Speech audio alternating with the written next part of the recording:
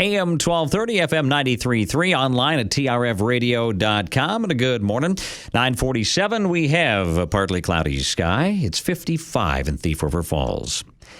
It is Thursday. It's the 6th of September, and Thursday mornings, of course, are our opportunity to bring you Mark Allen's Hometown Hero. And our Hometown Hero brought to you by Oakley Quilting Supply, by Roxbury Truck Repair, and by Marco. And joining us in studio this morning is Thief River Falls Co-Fire Chief Marty Semenko. Marty, good morning. Good morning, Mark. Good to have you, and thanks for stopping by. Yeah, thanks for having me. I know you're a busy man. You're constantly working and doing things, but we appreciate you taking some time to come on in. So, okay, first off, we always like to find out a little bit about each person. So, Marty, let's go back a ways before you were fire chief. Mm-hmm. Growing up, where did Marty grow up at?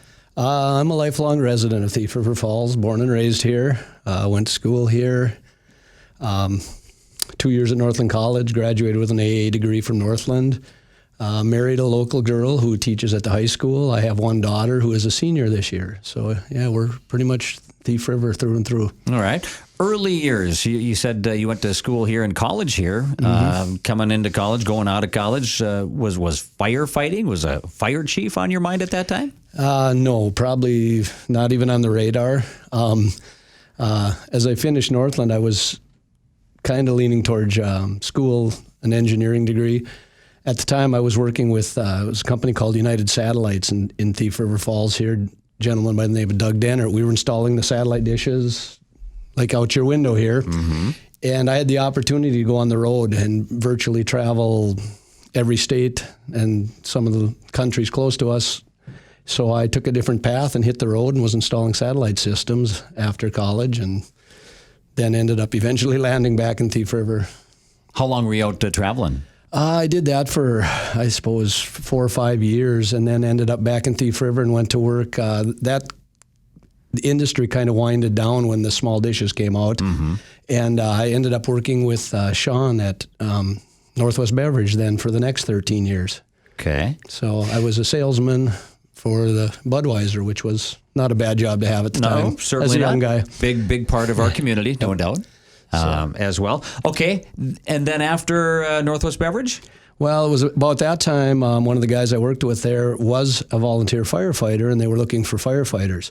And I figured, I'm kind of settling in. That's something I think I'd like to do. And I started out in 1990 as a volunteer firefighter. And that's kind of when the bug hit, and from there, I ended up where I'm at. Okay. How many years as a firefighter before the opening for a fire chief or co-fire chief opened up? I was a volunteer for 10 years. It was in 2000 that I ended up getting a job full-time, leaving Northwest Beverage and working for the city full-time as a firefighter. So 28 years total at this point. Okay, and 18 years full-time as a firefighter? Yeah, and fire chief? You started as a fire chief? It's only been a couple, 3 years, okay. I guess. Okay. Not so long. It's kind of a bit of a natural evolution in our department as you become the senior guy. You kind of slide into that spot. It takes you away from the fun stuff you signed up for, and you end up with more meetings and, those types of things. But, it's a necessary job, and it's fun to be part of the community doing it. Well, and at the same time, as you age and you're not as young as you once were, firefighting, not that it's a totally a young man's game, because you have to have those with more experience, but some of the physical stuff can get tougher. It does, and I like to think I can still keep up with the young guys, and my body tells me different. But we trained last night. We went old school and did ground ladders and had their 35-foot ladders up against the building, and it's like, I got to go up to the top and do it too, just because I don't want the young guys thinking I can't anymore. So it's all right, because I like to think that, part of it you lead a little bit by doing, but we have such a good team.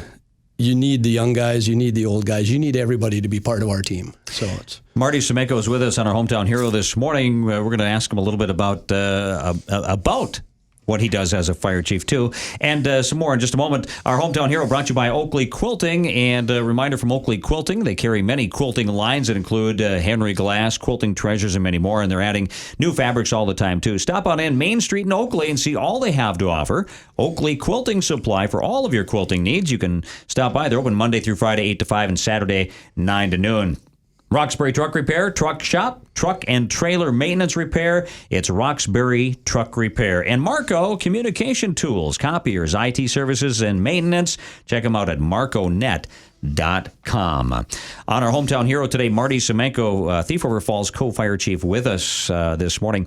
And Marty, you talked about how it's a young man's game partly, but the experience certainly helps. Using that experience, what do you look for in the young guys or gals that are coming onto the department to become successful in this business? That's interesting. We just went through it. We put on 3 new firefighters this spring, and you get a real diverse background of people applying, and that's what's nice. Each one brings something a little different to the game. One of the things we find that kind of shines through over and over is kind of somewhat of a mechanical ability. We see, like farm kids especially come through, they just kind of are jack of all trades. So they fall into being able to do the things. But, they do need to be a little bit athletic, in shape.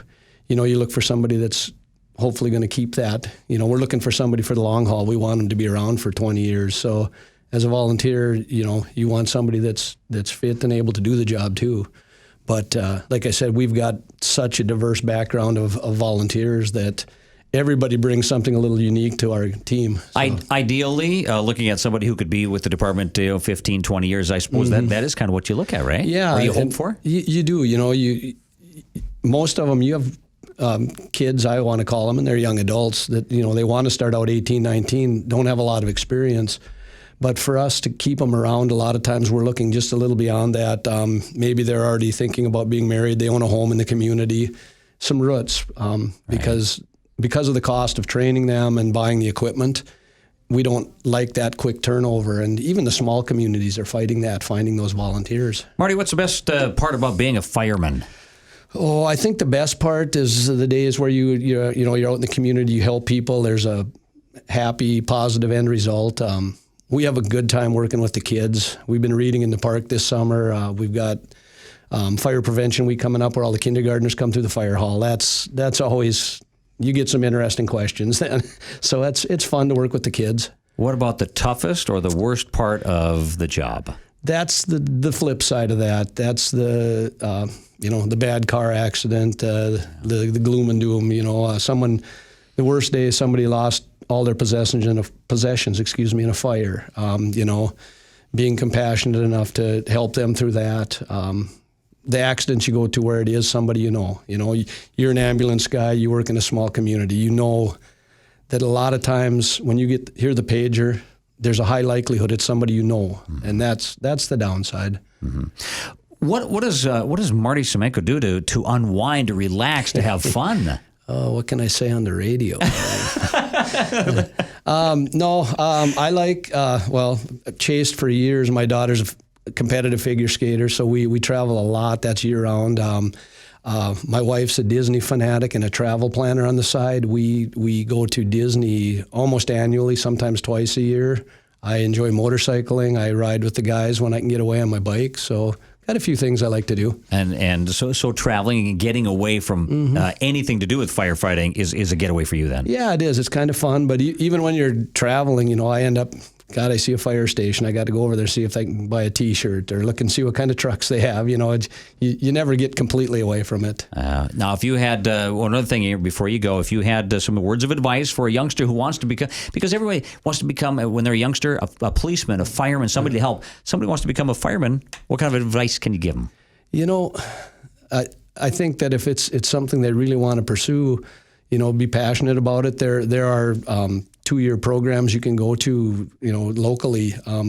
We have a fire service coordinator here at Northland. They can even talk about after high school, but there's a program in East Grand Forks. There's one in Duluth. If you're in a smaller community, become a volunteer. Work with the ambulance.